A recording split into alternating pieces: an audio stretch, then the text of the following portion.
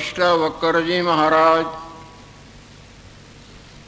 राजा जनक जी को जो ज्ञानामृत का मंगलमय प्रसाद सेवन करा चुके हैं, वही मंगलमय प्रसाद भगवान लक्ष्मी नारायण देव की कृपा से हम सबों को प्राय नित्य ही प्राप्त होता आ रहा है और आगे भी श्री हरि देने की कृपा कर रहे।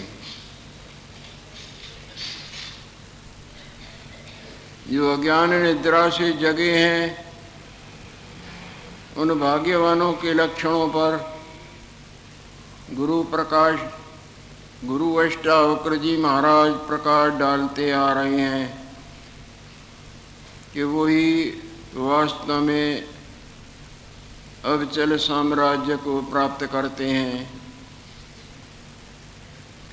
जो आनंद, जो साम्राज्य, जो सुख कभी विचलित नहीं होता। माया के जितने भी सुख हैं से सब आगमा पाई अविचलित और नाशवंत हैं, और वास्तव स्वरूप का ज्ञान रूपी जो सुख है वो कभी विचलित नहीं होता।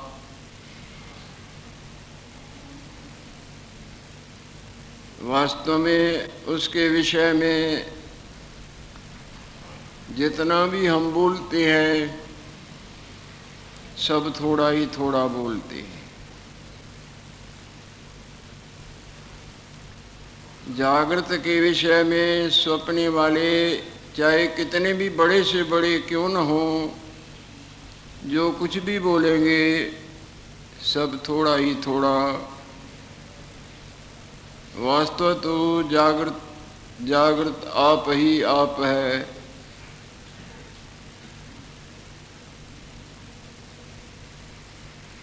अंधकार प्रकाश का क्या हवाला दे सकता है?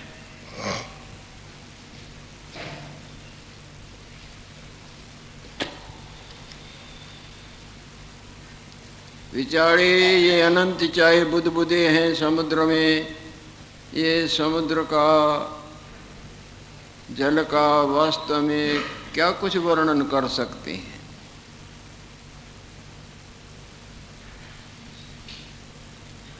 तो भी थोड़ा बहुत जिस तरह गूंगा रस को लखाने के लिए अंग मरोड़ता है, इसी तरह ये संत भगवान वेद पुराण इत्यादि उस अविचल साम्राज्य ब्रह्म स्वरूप के विषय में वाणी से अनंत प्रकार की पतंगे उड़ा उड़ा के लखाने का यत्न करते हैं।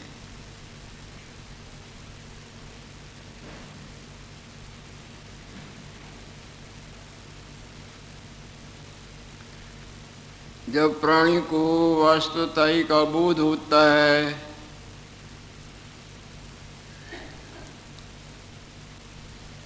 उसके सब प्रकार की शंकाएं समाप्त हो जाती हैं। उसको अब कुछ भी संदेह नहीं रहता। जैसे जब सपने वाले को अपने जागृत रूप का बोध होता है, ज्ञान होता है, तब अब उसको जागृत के विषय में क्या जानने, क्या पूछने, क्या संदेह, क्या शंकाएं रह सकती हैं।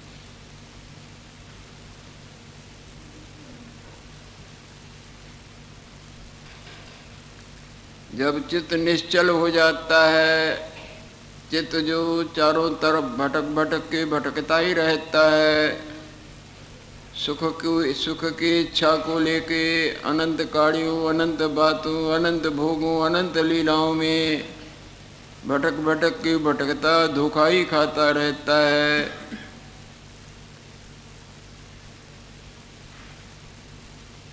जब इसको वास्तवताई का बोध होता है तो इसकी भटकना सब समाप्त हो जाती है।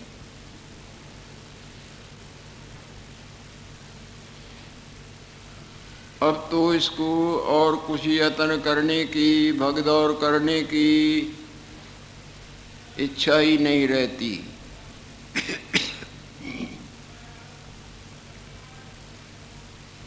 जागृत के जानने की अब कोई इच्छा रहती है क्या?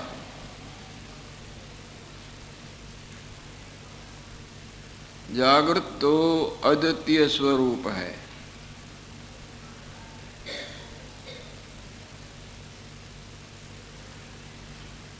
जिसमें द्वैत जो अनंत प्रकार के भटकनाओं में भटकाता था, रंचक मात्र भी नहीं, वो अब किसके देखने, जानने, पाने इत्यादि के विषय में चिंतन करे या देखे।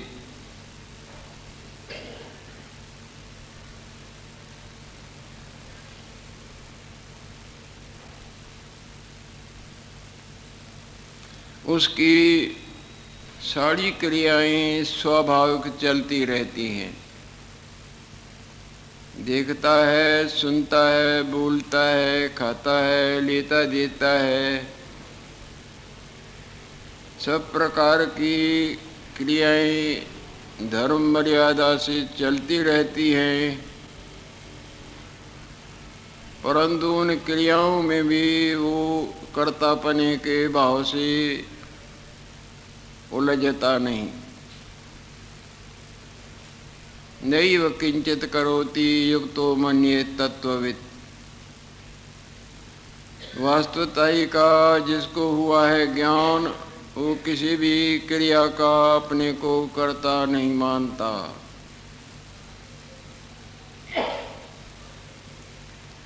क्योंकि आत्मा सदा वासना रूपी रोग से रहता है।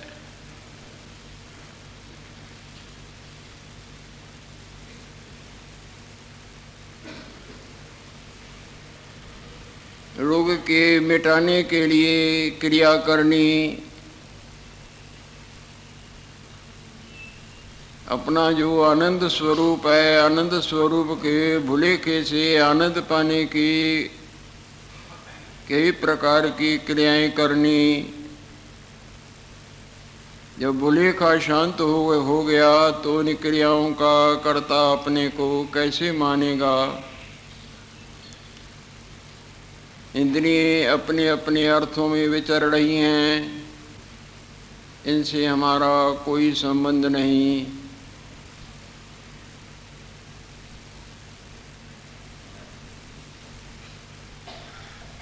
पाठकर्ता की तरह उनकी पाठ की क्रियाएं चलती रहती हैं, परंतु उस पाठ को और उन पाठ के क्रियाओं को बुद्धिमान अपने आप में अध्यारोप नहीं करता।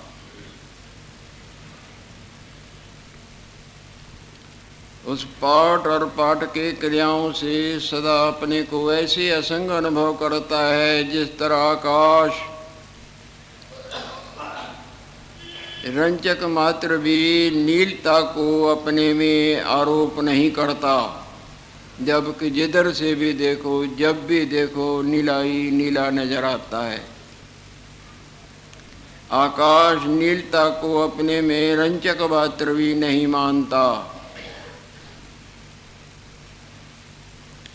जिस तरह आज तक आपने अनंत स्वप्ने देखे हैं, उन स्वप्नों के अपने रूपों और उनके क्रियाओं और उतार चढ़ावों को आप अपने में मानते हैं।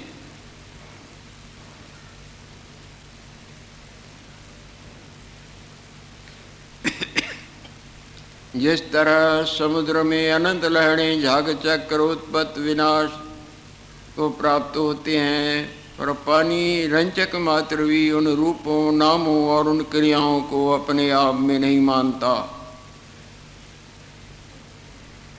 इसी तरह जिसको वास्तवताई का बोध हुआ है, वो इस अवास्तव मायामय मूर्ति और उसके क्रियाओं को का अपने आप में रंचक मात्र भी अध्यारोप नहीं करता।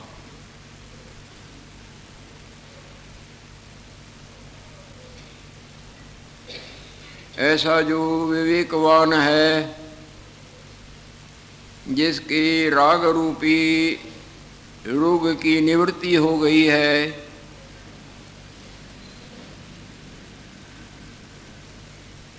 राग बंधन का कारण है। देह में, पुत्र में, पत्नी में, धन में, मकान में, भोगों में, किसी भी माया के वस्तु में जो राग है, स्नेह है, आसक्ति है, वो एक किस्म की माया की भयंकर बीमारी लगी हुई है।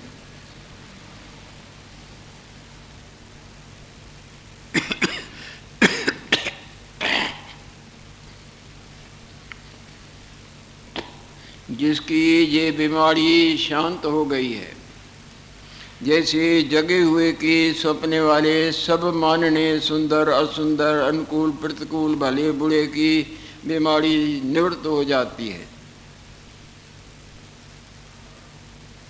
इसी तरह जो अपने आप में जगा है, अपना आप सबों का ब्रह्म है। जिस तरह अनंत लहरें जाग चक्र बुद्धबुदे रूप नामों को धारण किए हुए दिखते हैं, परंतु अपना आप सबों का पानी है न। जिस तरह सपने वाले जड़ चैतन्य अनंत प्राणी पदार्थ दिखते हैं और वो चेष्टाएं भी करते हैं, पर उन सबों का अपना आप फकत जागृत है न। जिस तरह आकाश में अथाह नीलता दिखती है, पर रंचक मात्र भी आकाश अपने आप में उनको अध्यारोप नहीं करता, उस सब का अपना आप वास्तव में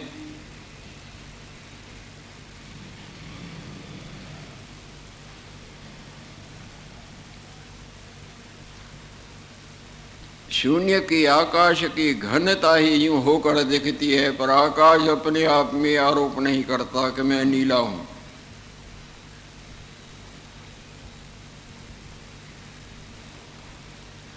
ये जितनी भी माया है, ये अपने आप का बुलेखा है। ये अपना आप और बुलेखा, और बुलेखे में जो जो भी नजर आया है, आ रहा है, आएगा, ये सब अपने आप का बुलेखा मात्र है। जिसके भुलेखे रूपी रोग की निवृत्ति हुई, वो अपने आप को और जानने मारने को, पानी गंवाने को, भले बुरे को कैसे अपने आप में आरोप करेगा। ऐसा जो समझदार है, ऐसा जो महान आत्मा है, जिसके राग रूपी भयंकर रोग की निवृत्ति हो गई है। रागो लिंगम अबोधस्य, राग अज्ञान का चिन्ह है। जिस तरह चिंगारी बबंडल मचा देती है, मुल्कों के मुल्कों को जला सकती है, इसी तरह ये राग रूपी, आसक्ति रूपी, जो अहम वासना का मानने रूपी जो राग है, ये कई जन्मों में भटका भटका के भटकाती भटकाती भटकाती रहती है।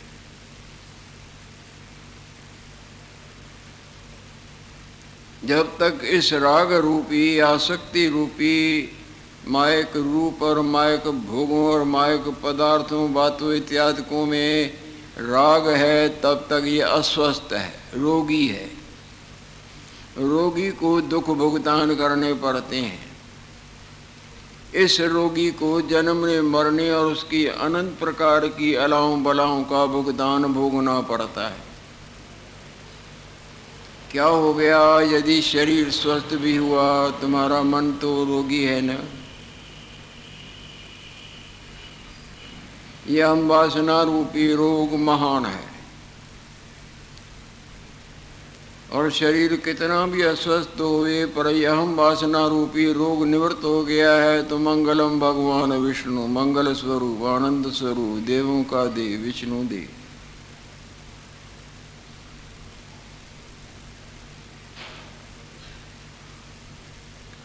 जिनका मन निर्मल हुआ है, निर्मल मन जन सो मोहि पावा। भगवान बोलते हैं वही मेरे को प्राप्त कर सकते हैं जिनका मन निर्मल है।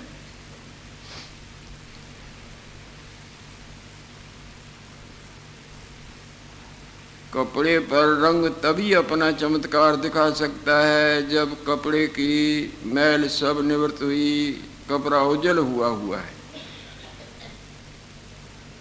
ये जितने भी परमार्थ इत्यादिकों के साधन हैं, ये सब मन के निर्मल करने के लिए है।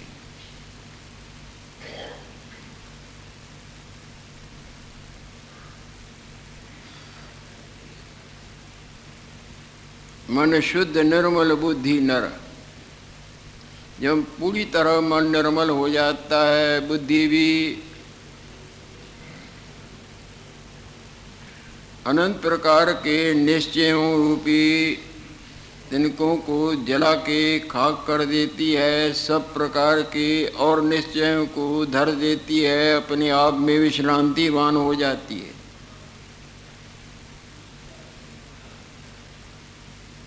उसको अब और कुछ ध्याने और पाने की लोड़ नहीं रहती।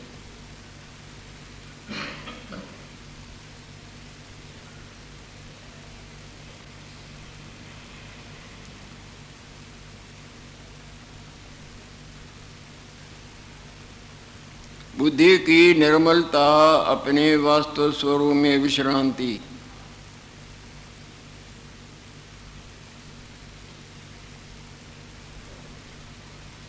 मन शुद्ध निर्मल बुद्धि नर, उसको अब और कुछ विचारने और ध्याने का सवाल ही नहीं रहता। वो ध्येय के गंगा में तल्लीनता पाए रहता है।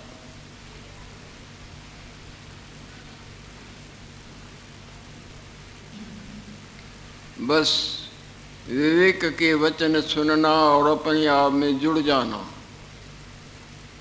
जुड़ा तो रहता ही है, परंतु और जरा वेदांत के वचन यानी वेद भगवान का जो अखिली का मंगलमय प्रसाद है, जो महान आनंद और सुख और सब प्रकार के भ्रांतियों रूपी रोगों से छुटकारा दिला देता है,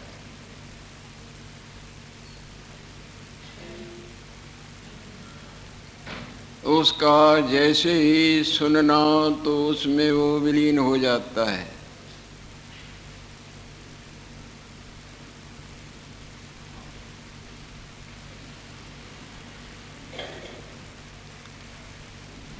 मन का ब्रह्माकार गंगा में तल्लीन रहना।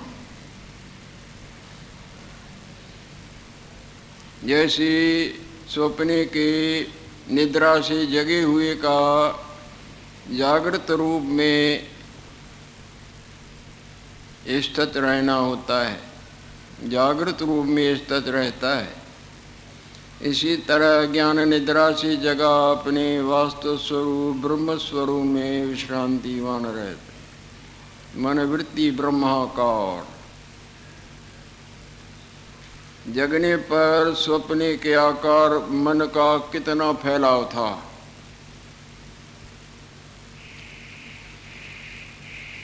स्वप्ने में जब जगा था तो मन का कितना फैलाव था, उनको देखता था जैसे जागृत में देखता है।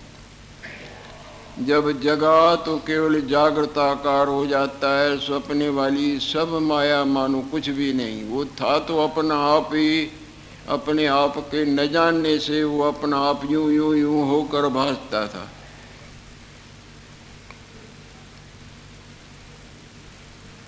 इसी तरह ये जो भी हमको अपना आप और हम तुम हम जड़ चैतन्य इत्यादि इत्यादि न जाने कितने जन्मों से ये असत सत की तरह पड़ा भासता आता है, ये अपने वास्तव स्वरूप के न जानने का परिणाम है। जिसको माया कही जाती है वो अपने आप का भुलेखा है। जिसको स्वप्ने वाला माया है ना, वो भी संसार कहा जाता है अपना आप, और वो संसार वो अपने जागृत रूप का भुलेखा है ना। इसी तरह ये जितना भी संसार है, माया भला बुरा छोटा बड़ा जड़ चैतन्य हम तुम लोक परलोक, ये फकत अपने आप के भुलेखे के सिवाय न भूतो न भविष्यति। जितने भी आकाश में नीलता है वो आकाश रूप का केवल भुलेखा मात्र है या वस्तु भी है।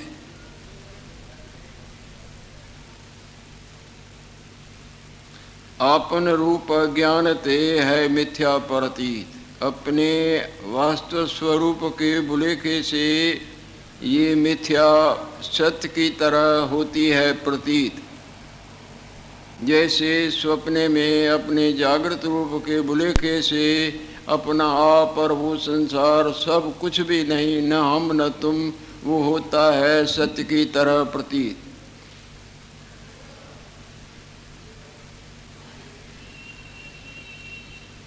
जिस तरह रस्सी के वास्तव स्वरूप के भुलेखे से सर्प की होती है प्रतीति, जो तीनों कालों में रस्सी रस्सी है, परंतु भुलेखा हमको सर्प दिखाता है, वो सर्प है केवल रस्सी। जब भुलेखा शांत हुआ तो कुछ भी नहीं, केवल रस्सी। इसी तरह अपने वास्तव स्वरूप के भुलेखे से हमको ये अपना आप और ये संसार और उसमें रमणीक अरमणीक, पाने गंवाने इत्यादि की लीलाएं, असत सत सत सब असत होते भी सत्य की तरह प्रतीत हो रही हैं, जो है केवल अपने आप का भुलेखा। और माया कुछ भी नहीं, माया अपने आप का भुलेखा है। जिस तरह जितनी भी सपने वाली माया है वो देखने वाली चाहे आप, वो आपके जागृत के भुलेखे के सिवाय कभी कुछ निकला हो तो थोड़ा समझाए।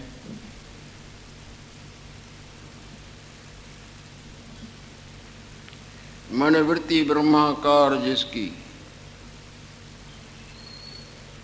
यह वेद वाणी का ब्रह्म विद्या का श्रवण करता है और आदर से उसको विचारता है, विचारने से निकले सार को ग्रहण करता है, तब जैसे ही इन अमूलक वचनों को सुनेगा तो अपने आप में विश्रांतिवान हो जाता है। सब प्रकार की पाने गंवाने की अग्नि ही बुझ जाती है। जहाँ अग्नि बुझ गई तहाँ अपने आप ठंडक होती है ना।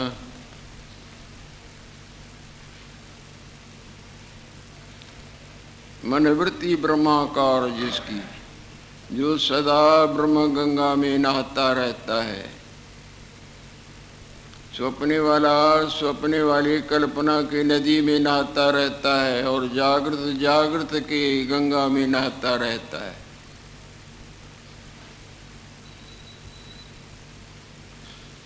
तो महात्मा जी बोलते हैं, जो जिन्होंने गुरु अष्टावक्र जी महाराज के उपदेश जो कि संस्कृत में श्लोकबद्ध हैं उनको भाषा में वर्णन किया है, वो महात्मा जी बोलते हैं अब इसमें कोई संदेह नहीं, वो अविचल साम्राज्य को पाता है जो ब्रह्म गंगा में नहाता है।